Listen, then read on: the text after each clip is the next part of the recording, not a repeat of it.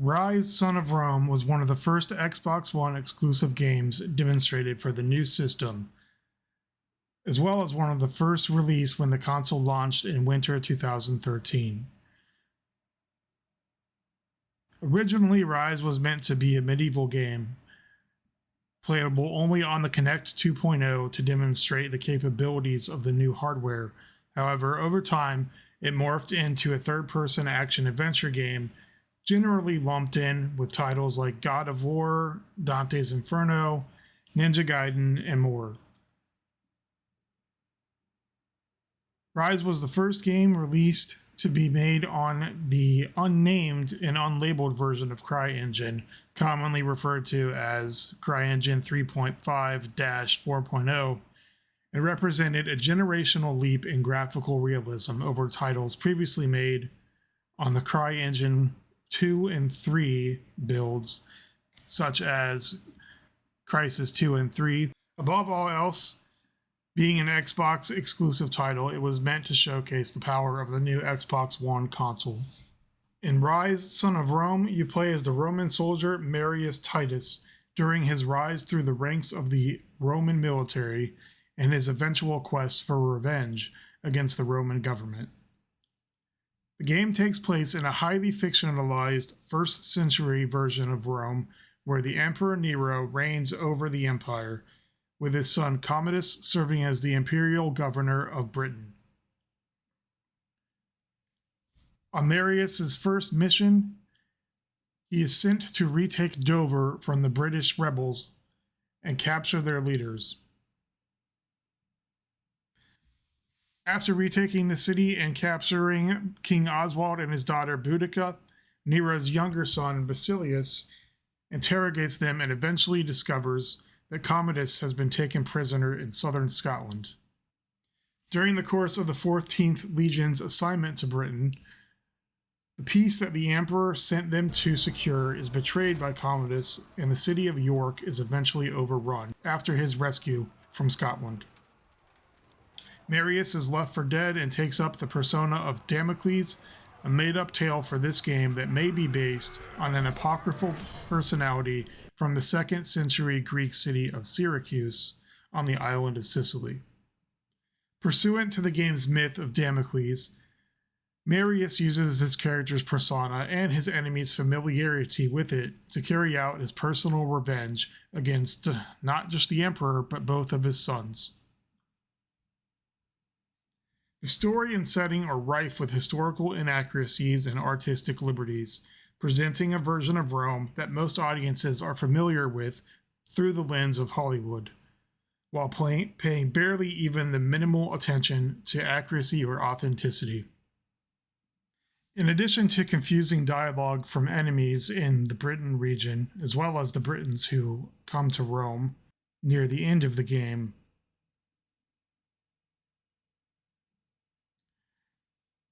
Ryse, Son of Rome features multiple Roman gods with very unclear motivations or roles within the story. As the game goes on, they show up more and more frequently to have cryptic debates between themselves. Really not even debates, more like contests without any dialogue. And even by the end of the game, it's very unclear who they are or why they're present at all in the storyline. At no point are any of these gods explained, besides the mythological figure of Damocles. Civilization. Marius, what? We gotta play ours. But the game has rules. There isn't a lot of gameplay to speak of in Ryse. And what little gameplay there is barely amounts to a more functional video game than Pong or Frogger. Almost all of the variety in the combat comes from execution animations, basically QTE sequences dressed up in different colors, different costumes, of which there are dozens. Marius always has a scutum or shield, and always has a gladius, or short sword. No other weapons can ever be directly equipped throughout the course of the game. In addition to the melee weapons, Marius can utilize ranged attacks either by throwing pila, weighted javelins carried by melee troops in the Roman army to use as a pre-contact missile salvo before the lines closed in battle, or by directly manning a Scorpio, a miniature ballista mounted on a swivel turret.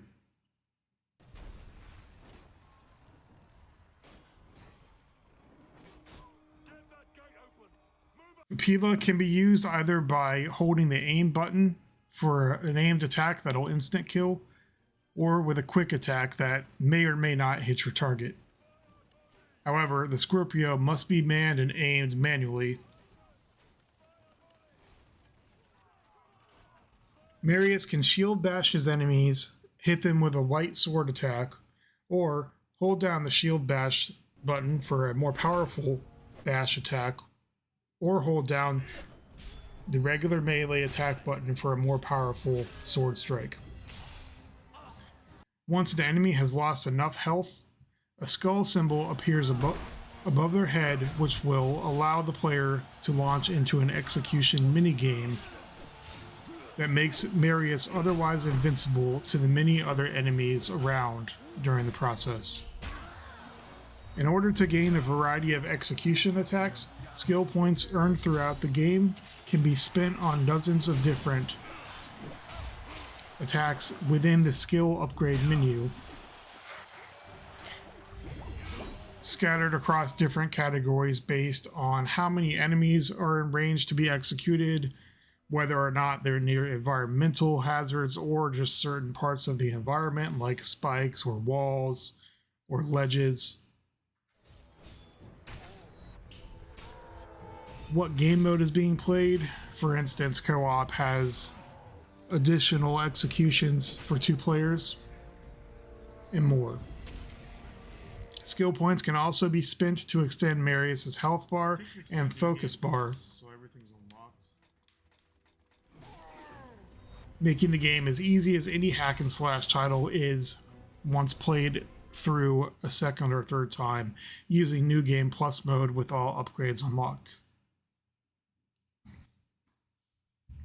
Depending on whether you press the right buttons at the right time, executions can be used to refill small or large amounts of your health bar, focus bar, or grant you more XP.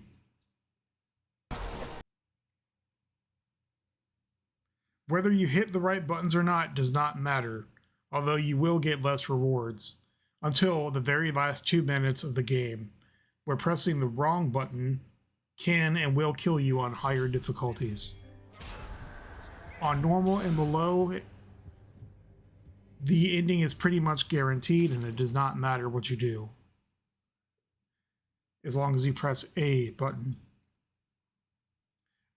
As with most hack and slash games, Ryse also features a focus power function that speeds you up and increases your attack power and attack speed, overpowering enemy defenses no matter what they're doing or what type of enemy they are, and allowing them to go into execution mode as long as you press the button to attack enough times. Ryse also has a few different types of collectible items scattered throughout the game world, like paintings and scrolls, though collecting these items does not grant you any in-game benefits such as additional powers or moves or abilities. In addition to the existing single-player story, Ryse also has a co-op mode and a single-player arena mode and a survival mode, all of which were bolstered with the addition of several maps, cosmetic DLCs, and more content with the Colosseum DLC. Ryse does not feature a very large array of enemies or even a large variety of enemies. There are perhaps 7 or 8 kinds of enemies altogether. There are axe-wielding barbarians, shield and axe-wielding barbarians, barbarians that have 2 swords, giant barbarians with warhammers, war elephants, archers, and the bosses themselves. which don't differ much, if at all, from the normal enemies. Some enemies will have a power attack that has to be avoided and cannot be blocked.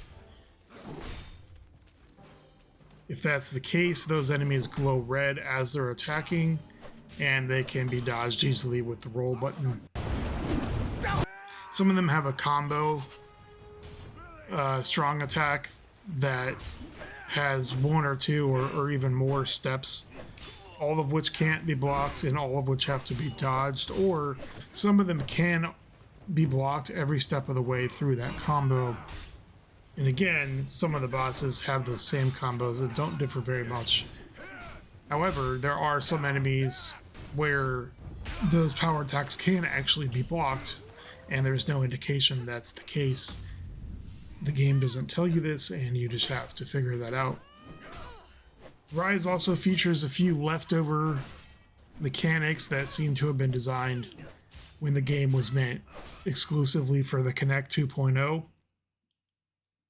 For instance, as part of the Roman military theme, you can often command your troops and tell them what to do during a battle, although ultimately it doesn't matter, because regardless of whatever choice you make, the outcome will be the same, or you'll have to make another choice after that, and so it doesn't matter which one you made first, as long as you don't get a game over. Because if you do make one choice and fail, you're not going to make it to the second choice, so it doesn't make a difference really.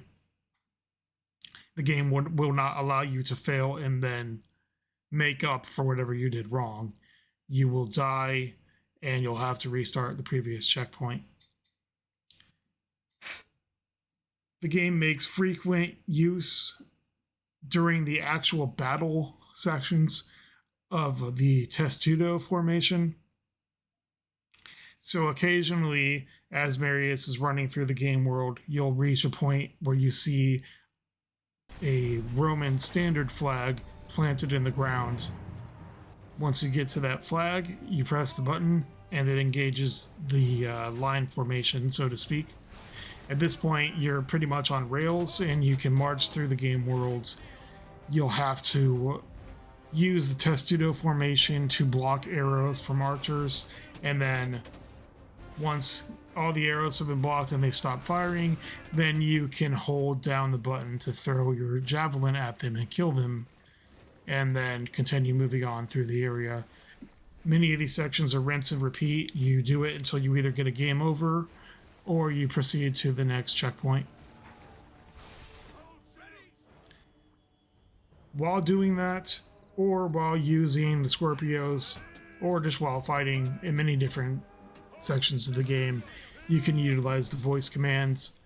On Kinect, these were commands that you basically shouted at your Kinect, and it would do whatever's on screen. For instance, you could yell fire volley, and your archers would fire a volley of arrows somewhere in the general vicinity of where you were looking, I think, in the game. There were more, like in the chapter in Caledonia to rescue Commodus. You can command your troops to unlock the cages and various other voice commands. All of these can be substituted with the left shoulder button on the controller instead of the voice command, although both on Xbox and PC the game does actually support the voice commands if you choose to use them.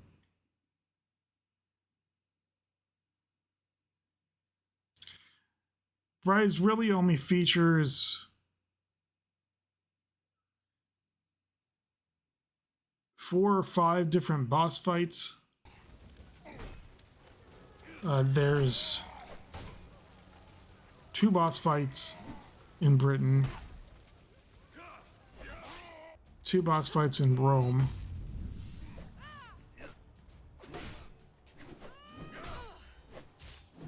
and one is technically a training section, so it's really not a boss fight. So we'll say 4 boss fights altogether.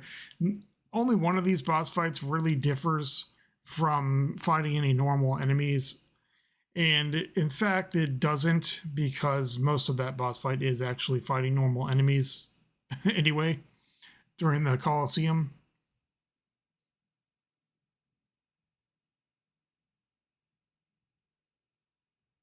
One of the only real appeals of this game, unless you really like Roman history or you're really into casual games that don't involve a lot of thinking about the game mechanics or plotting out what you're going to do, are the visuals.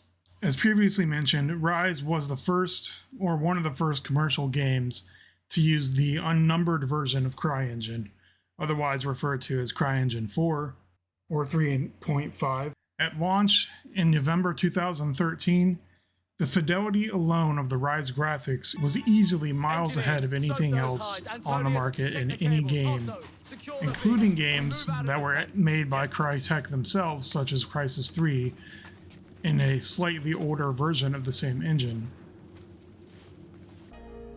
It's a gift for my father. Even the motion capture animations for lip syncing and Containing overall animations of the human characters as they're moving around were really second to only one release in 2013, which is The Last of It's a Us. gift for my father, the Emperor. It's an amazing piece The new of version of CryEngine blew away older games, containing a hidden surprise. and this was in 2013. It's a gift In for my father, 2022, the Emperor. games are still trying to catch up. It's an amazing Whether piece it was the of work. volumetric lighting or the material shaders, Containing Ryse was a baseline for what good graphics could and should look like over the next 10 years. And many games have successfully used it to pave the way forward.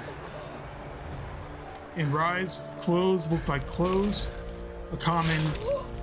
an argument commonly used to display how good Witcher 3's graphics are. Metal looked like metal.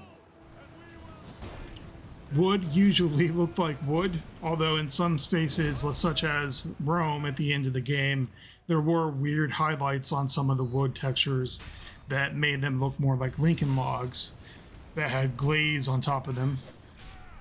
Mud looked like mud. Characters that had materials overlaid on top of them, like mud or blood, for example, looked like they actually had those substances on them, rather than older games where it was kind of obvious that In time, the character was just painted with a brush once more and then and flourish. that surface was made to look like mud or blood or whatever the case was. Would go on to stand for thousands of years. The only true appeal of the game was the graphics. It was the length of a Hollywood movie or miniseries, and it's pretty much the nicest thing that can be said about it is that it looked like a movie. It played out like a movie. It was written like a movie with that of a movie. A whole lot of the story seems to have been either directly taken from or almost copied, pasted from the film Gladiator, in which General Maximus is deployed to Germania to fight the Germanic tribes. His legion is overrun. He's left for dead. He tries to make his way back home, and he's picked up by slavers. Eventually, he fights his way through arenas in the Empire and makes it back to Rome. Now, while that was happening, I believe he is when he discovers that Marcus Aurelius' son, Commodus, has engineered his death, basically, in order to steal the emperor's throne from him. And then General Maximus reveals himself that he's supposed to be the heir of the empire, as said directly to him by Marcus Aurelius. And so he fights Commodus in the arena. And even down to the ending of this game, where Aquilo, I believe his name is, there's a scene where Nero and Aquilo are talking in the Colosseum. where Aquilo says that he's going to basically stack the odds in Commodus's favor. And so that's the point at which you have to fight multiple dudes at the same time as Commodus. So even that part of the story is pretty much like directly from Gladiator, where if you haven't seen it, Joaquin Phoenix, who plays Commodus, he stabs Maximus in the back, like up through the back with a poison dagger. And then they're still supposed to fight. And Maximus still wins. He ends up killing Commodus. So much of the story was basically tit for tat, exactly like Gladiator. In the end, Ryse turned out to be little more than a tech demo for the capabilities of the Xbox and of the CryEngine. The simplistic combat system gets repetitive very quickly. There is very little variety in the enemies or in the combat or even in the settings themselves after the halfway point. Once you've been to Britain, you've pretty much seen everything the game has to offer as far as environments. There are some cool siege battles and overall some interesting concepts, but the game doesn't have enough content or creativity to really justify playing it more than once. The price is irrelevant now because it's been so many years. But even at $10, I would say the game is still not worth buying. Unfortunately, there aren't better Roman action games available at the moment. You could try to play Shadow of Rome on PS2, but that's about as far as you're going to get with the Roman political intrigue and hack and slash genre. It's not a terrible game, but again, really, Ryse is nothing more than a tech demo dressed up with some gameplay mechanics. All right, everybody, until next time, have a good one. Peace.